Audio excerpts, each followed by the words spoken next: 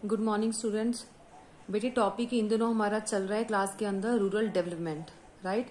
तो कल जो टॉपिक हमने डन किया था वो था एनिमल हस्बेंड्री। ये एनिमल हस्बेंड्री टॉपिक क्या था हमारा, डिवर्सिफिकेशन ऑफ प्रोडक्शन एक्टिविटी था कि डिफरेंट एक्टिविटी जो है रूरल एरिया के अंदर की जाती है परफॉर्म फार्मर्स के द्वारा। तो वो फार्मिंग के अलावा है जिसको हम नॉन फार्मिंग एक्टिविटी भी कहते हैं। उसका पहला पॉइंट हमने कल क्लास में डन किया था, एनिमल हस्बेंड्री का मतलब क्या होता है, क्या इसके बेनिफिट्स होते हैं और किस तरह से जो है अलग अलग डिफरेंट लाइफ स्टॉक का जो है एक्टिविटी करके हमारे जो फार्मर्स है अपना जो है वो लाइवलीहुड कवर करते हैं। ठीक है, यहाँ तक हमारा पार्ट डन था। इसी के साथ एक दो लाइन और भी थी इसकी एनिमल हस्बेंड्री की, वो मैं यहाँ पे बता रही हूँ आज जब ये टॉपिक स्टार्ट कर रही हूँ। उसके साथ ही वो पार्ट ये है बेटे कि डिफरेंट तरह के जो हैं कैटल रेविंग का काम करते हैं हमारे फार्मर्स, पशुपालन का काम करते हैं, जिसमें पोल्ट्री फार्म, कैटल्स या गोट और शीप वगैरह रखने का काम करते हैं। ठीक है, तो कुछ ऐसे कंपोनेंट है हमारे लाइफ स्टॉक के इंडिया के अंदर जिसका हमें सिर्फ डेटा एक बार याद करना है। साथ में पोल्ट्री अकाउंट फॉर जो है 58% जो है यहाँ से हमें प्रोडक्शन मिलता है, कैटल और बेफेलोज का 24% और गॉट एंड शीप का रियली 16% शेयर जो है in total life stock in India. तो टोटल लाइफ स्टॉक जो इंडिया का है उसमें ये डिफरेंट पार्ट करके परसेंटेज कवर करके हमें ये समझाया गया है कितना पार्ट जो है वो इस लाइफ स्टॉक से हमें मिलता है। ठीक है, तो इंडिया के अंदर क्या है, नॉर्मली 300 मिलियंस जो है वो कैटल इंक्लूड होते हैं, 100 मिलियन बेफेलोज इसके अंदर आते हैं। ठीक है, 300 मिलियन कैटल्स जो है वो इसमें आते हैं, जो हम पार्ट ऊपर शो कर रहे हैं उसके हिसाब से। तो ये डाटा बीच में बताना रह गया था कल वाले लेक्चर के अंदर, ये आप इतना सा पार्ट भी इसमें याद करोगे एनिमल हस्बेंड्री के अंदर। बाकी अदर टॉपिक हमने कल कर लिया था। नेक्स्ट वन है फिशरीज। ये फिशरीज का काम क्या होता है, कुछ ऐसा एक कम्युनिटी होती है जो कि फिशिंग का बिजनेस करती है, फिशेज निकालते हैं हमारे डिफरेंट सी, ओशन, रिवर से और उसको मार्केट में सप्लाई करते हैं। The fishing community regards the water body as mother और प्रोवाइडर। जो हमारी ये फिशिंग की जो कम्युनिटी है, जो सोसाइटी बनी हुई है, जो भी है, उनको हम मदर और प्रोवाइडर बॉडी के नाम से भी जानते हैं। ठीक है, द वाटर बॉडीज कंसिस्टिंग सी। तो ये वाटर बॉडीज क्या है, वाटर बॉडी की इनको मदर और प्रोवाइडर क्यों बोला जाता है, वाटर बॉडीज यानी कि इसके अंदर बहुत सारी चीजें काउंट होती हैं। वाटर बॉडी का part sea, ocean, river, lake, stream. तो जहां पे भी यहाँ पे हमें पानी के नजर आता है उस जगह से हम फिशर्स को क्या करते हैं, फिश निकालते हैं। तो वो भी एक तरह की प्रोडक्शन होती है हमारी। ठीक है, इट इज एन इंटेग्रल और life giving source for the fishing community. तो ये फिशिंग कम्युनिटी के लिए क्या है, एक इंटेग्रल पार्ट है, उनकी जिंदगी का एक हिस्सा है ये काम। और लाइफ गिविंग मतलब अपनी लाइफ को आगे लेके जाने वाला जो काम होता है उसको बोलते हैं, आगे लेके जाने वाला सोर्स है ये। ठीक है, कौन सी फैमिली के लिए, फिशिंग कम्युनिटी के लिए। क्लियर। तो और क्या पार्ट इसके अंदर हम रीड कर सकते हैं फिशरीज के अंदर, अनदर पार्ट हम बुक से रीड करने वाले हैं।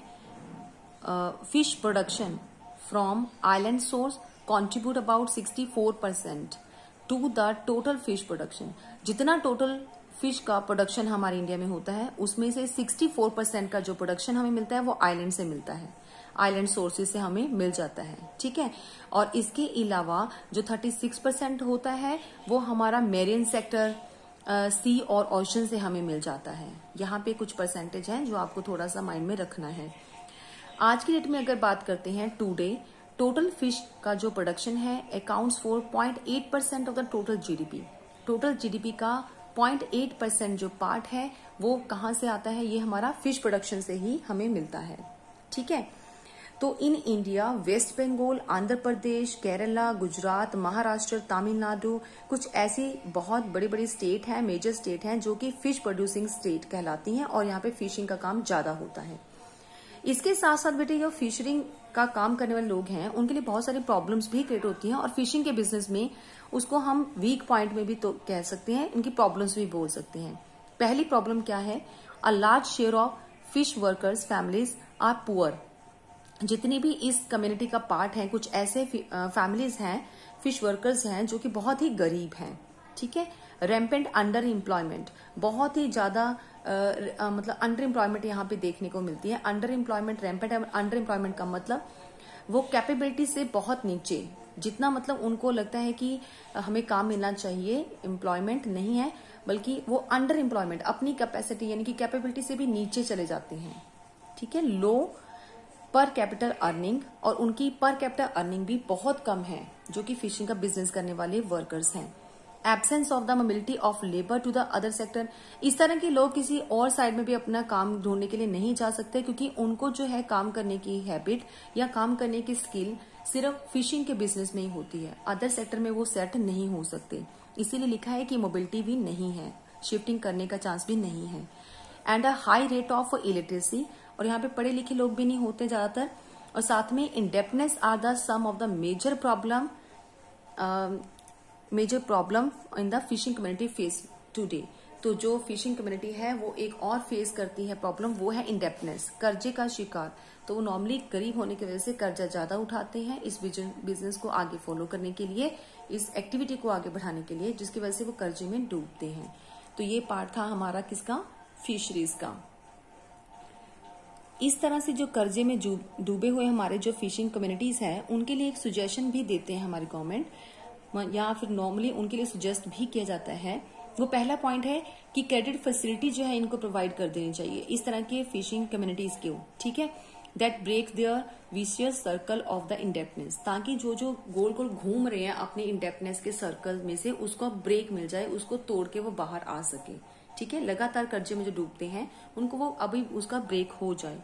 सेकेंडली, उनको क्रेडिट फैसिलिटी के अलावा माइक्रो फाइनेंसिंग थ्रू एसएचजीज के थ्रू उनको ऐसा कम्युनिटी बना लेनी चाहिए, अपने ग्रुप बना लेना चाहिए जिसके थ्रू वो खुद की हेल्प कर सकते हैं।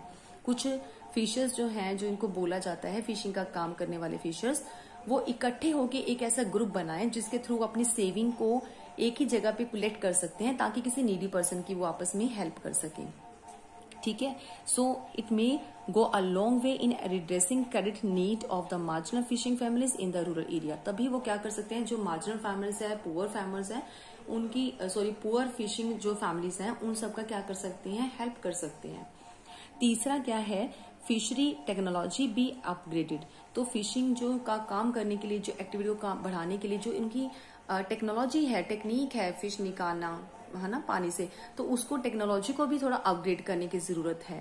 And made available to the fishing community, ताकि उनको अवेलेबल हो सके कुछ ऐसा प्रोडक्ट टेक्नोलॉजी फिशिंग कम्युनिटी के लिए।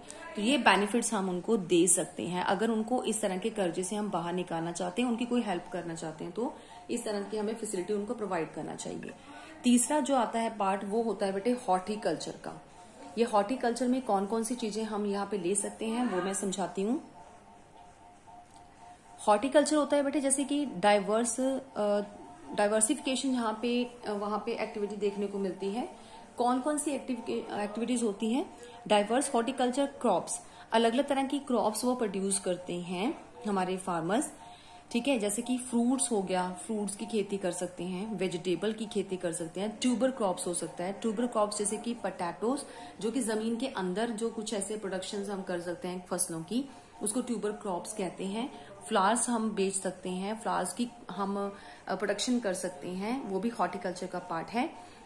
मेडिकल आइटम्स हम बनाते हैं, मेडिकल जो लीव्स हैं, कुछ तुलसी के पत्ते, नीम के पत्ते, या फिर हम कहते हैं एलोवेरा जो होता है, इन सबको मिला के हम कुछ ना कुछ मेडिकली हम उसका कुछ दवाइयां वगैरह बनाते हैं, है ना।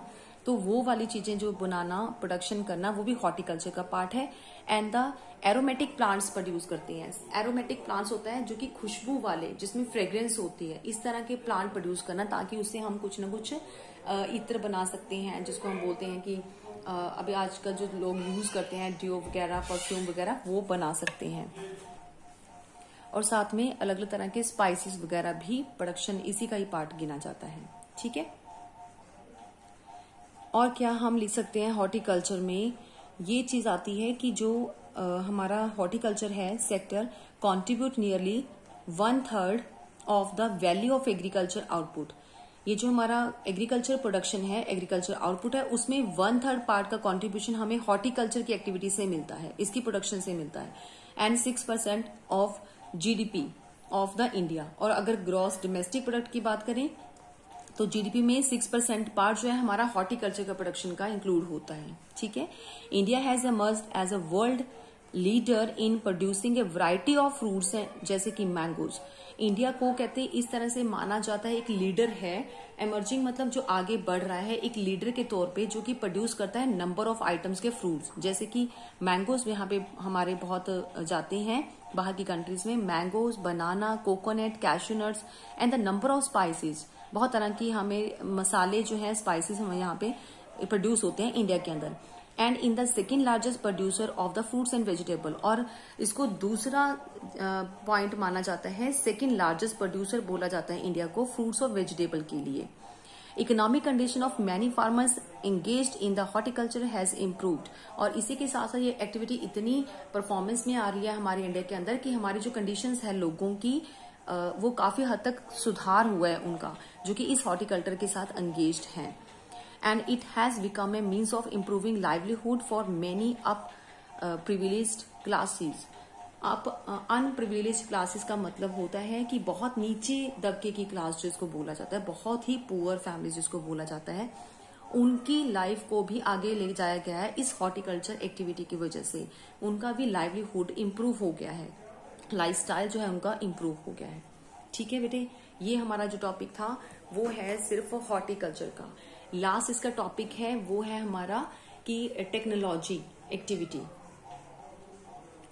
इंफॉर्मेशन टेक्नोलॉजी क्या होता है, जिसको हम आईटी सेक्टर भी बोलते हैं। IT revolution is promoting Indian economy as a knowledge economy. जो हमारा आईटी सेक्टर है, आईटी रेवोल्यूशन है जो, वो किस तरह से माना जाता है, इसको हम प्रमोट करते हैं इंडिया की नॉलेज इकोनॉमी के तौर पे।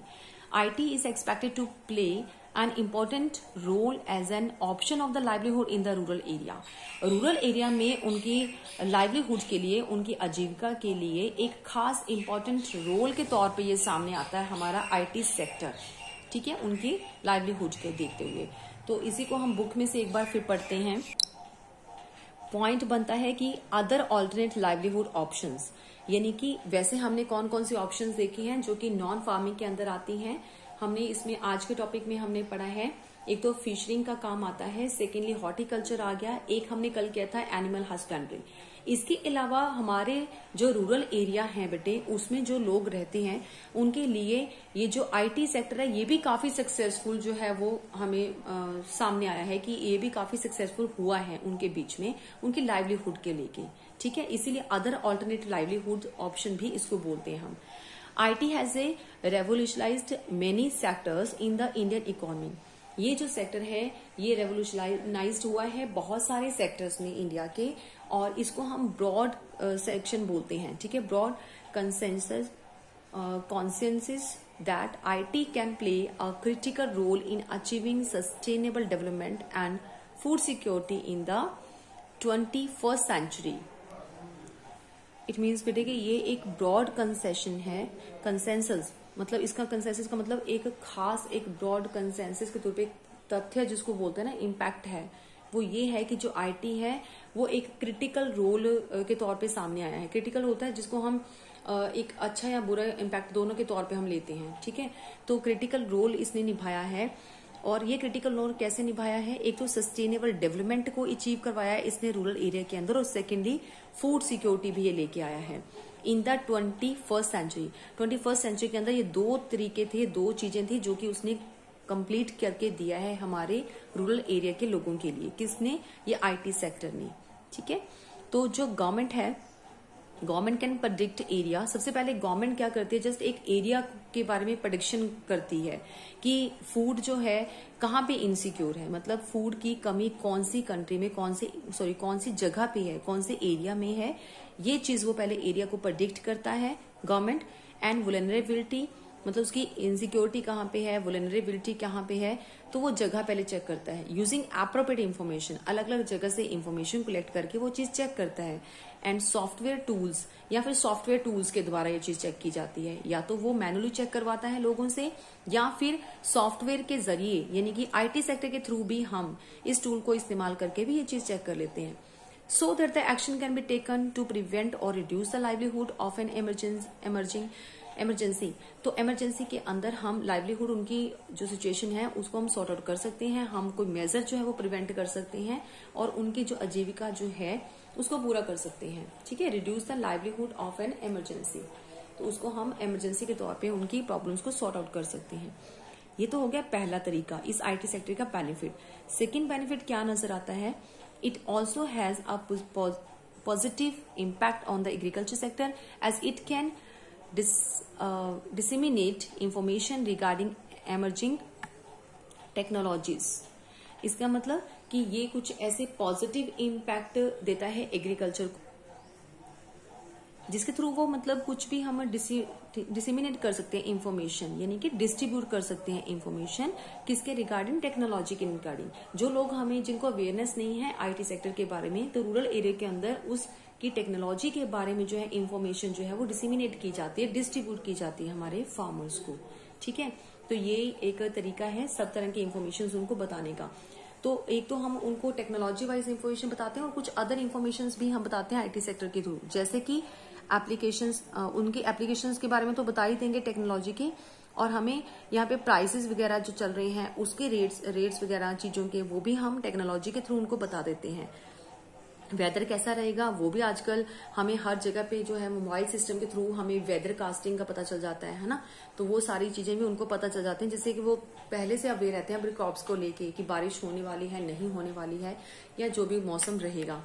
सॉइल कंडीशंस क्या क्या रहेंगी उसके बारे में पता चल जाता है। Soil condition for growing different crops, कौन सी क्रॉप्स के लिए कौन सी हमें मिट्टी जो है वो सही रहेगी, ये कुछ चीजें जो इन्फॉर्मेशन हमारे लोगों को नहीं होती है रूरल एरिया में, वो सब अब टेक्नोलॉजिकली फील्ड के थ्रू उनको इन्फॉर्मेशन मिल जाती है, क्योंकि वो इस तरह की एप्लीकेशंस जो है वो मार्केट में वो सॉफ्टवेयर के थ्रू अप्लाई करते हैं और जिसका यूज करके हमारे फार्मर्स जो है वो अवेयर होते हैं।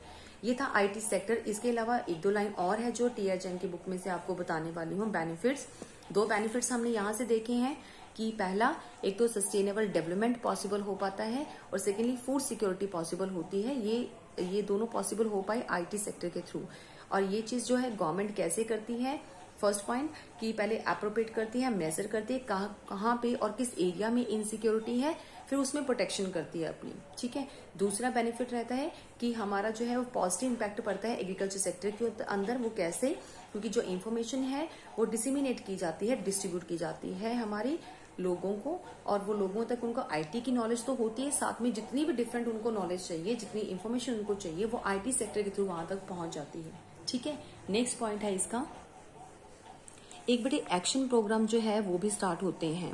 Action programme has already been initiated, कुछ स्टार्टिंग किए गए हैं और उस प्रोग्राम का नाम है Jamshedji Tata national virtual academy. ये जो प्रोग्राम है ये किसने तैयार किया था, यहाँ पे इस एकेडमी के द्वारा तैयार किया गया है। ठीक है, जो प्रोग्राम है, प्रोग्राम का नाम नहीं पता, बस उन्होंने एक्शन प्रोग्राम इनको मेंशन किया है, और ये Jamshedji Tata national virtual academy के द्वारा स्टार्ट किया गया है फॉर द रूरल प्रोस्पेरिटी, सिर्फ गरीब लोगों के लिए, रूरल एरिया के पर्संस के लिए हैज बीन एस्टेब्लिश, उन्होंने तैयार किया है। इस एकेडमी का क्या काम है, it is to impart operational training to the nearly 10 lakh rural people to run the info kiosk. तो इसका मतलब कि 10 लाख जो रूरल पीपल हैं उनको इन्फॉर्मेशन देना कि इन्फो कियोस्क होता क्या है और ये किस तरह से काम करता है, इसके बारे में ऑपरेशनल ट्रेनिंग उनको दी जाती है। ठीक है, ये जो कियोस्क हम पढ़ रहे हैं जिसके बारे में, are to be equipped with the computer, ये कहाँ पे काम आता है, इसका मेन इक्विपमेंट्स क्या है। कंप्यूटर जो है वो हो सकते हैं इसका मेन इक्विपमेंट, स्कैनर्स हो सकते हैं, प्रिंटर हो सकते हैं और फोटोकॉपियर्स हो सकते हैं। ठीक है, तो ये कियोस्क के बारे में हमें जो है फार्मर्स को इंफॉर्मेशन जो है वो देनी जरूरी होती है। These are to provide services, तो ये जो हमारा इन्फो कियोस्क है ये कुछ सर्विसेज प्रोवाइड करता है, ईमेलिंग के थ्रू सर्विसेज देता है, वीडियो कॉन्फ्रेंसिंग के थ्रू देता है, और transfer of the document to the different places, अलग अलग जगह पे कुछ डॉक्यूमेंट हमें ट्रांसफर करना है तो उसमें भी हेल्प करता है। ये कुछ सर्विसेज हैं जो इन्फो कियोस्क के थ्रू हमें मिलती हैं, यानी कि फार्मर्स को भी मिलती हैं। ठीक है, सेलिंग दियर सर्विसेज, तो इस तरह जो है आईटी सेक्टर जो है अपनी सर्विसेज को प्रोवाइड करता है। The operation owners of the kiosk are likely to make a reasonable living, जिसके थ्रू जो है हमारा जो ऑपरेटर है, ऑनर्स है हमारे कियोस्क का, वो इसके लिए क्या करता है, रीजनेबल लिविंग जो है वो करता है तैयार। तो जो हमारे ऑनर्स हैं वो जस्ट रीजनेबल इसकी जो चार्जेस हैं वो इसको लेते हैं इस इंफॉर्मेशन को पास आउट करने के। और इस तरह से जो एवरी विलेज है, हमारे जितने भी गांव हैं, ultimately be a knowledge centre, और उनका क्या बन गया है, वो नॉलेज सेंटर बन गया है। Whereas IT provide a sustainable option of employment and livelihood, जिसके के थ्रू ही हमारा जो IT सेक्टर है वो एक सस्टेनेबल ऑप्शन बन गया है एम्प्लॉयमेंट के लिए भी और लाइवलीहुड के लिए भी। तो बेटे ये था IT सेक्टर साथ में जो आज हमने एक्स्ट्रा किया है। तो इसी के साथ हमारा ये जो चैप्टर है वो खत्म होता है। और जो ऑर्गेनिक फार्मिंग का टॉपिक है बेटे वो आपके सिलेबस में नहीं है, यहीं तक आपका है डिवर्सिफिकेशन ऑफ प्रोडक्शन एक्टिविटी वाला पॉइंट भी। इसी के साथ टॉपिक हमारा खत्म होता है। कल हम करेंगे नेक्स्ट चैप्टर। ओके बेटे।